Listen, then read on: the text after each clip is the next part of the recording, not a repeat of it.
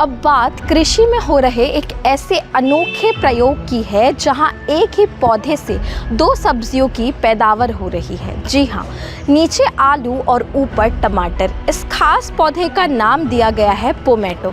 कृषि की दुनिया में लगातार नए प्रयोग हो रहे हैं जो किसानों की मेहनत को कम कर उनकी आमदनी बढ़ाने में मदद कर रहे हैं। इसी कड़ी में वैज्ञानिकों ने एक ऐसा पौधा तैयार किया है जिससे एक साथ दो फसलों की पैदावार संभव हो गई है। इस पौधे का नाम पोमैटो रखा गया है जो पोटैटो यानी आलू और टोमेटो यानी टमाटर का मिश्रण है। दरअसल भारतीय सब्जी अनुसंधान केंद्र वाराणसी के वैज्ञानिकों ने ग्राफ्टिंग तकनीक इस्तेमाल कर आलू और टमाटर के पौधों को एक साथ जोड़ दिया है। इस तकनीक में नीचे के जड़ वाला हिस्सा आलू का होता है जबकि ऊपर का हिस्सा टमाटर का पौधा होता है। इसका फ़ायदा यह है कि एक ही पौधे से ज़मीन के नीचे आलू और ऊपर टमाटर दोनों की पैदावार ली जा सकती है। यह पौधा फिलहाल बिहार के नरकटियागंज स्थित कृषि विज्ञान केंद्र में वैज्ञानिकों के देखरेख में तैयार किया जा रहा है।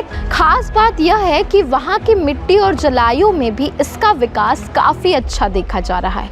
अनुमान है कि आने वाले समय में यह तकनीक किसानों के लिए एक नई क्रांति साबित हो सकती है। अगर यह प्रयोग बड़े स्तर पर सफल होता है तो किसानों को एक ही खेत में दुगना उत्पादन मिल सकता है, यानी कम मेहनत में ज़्यादा कमाई।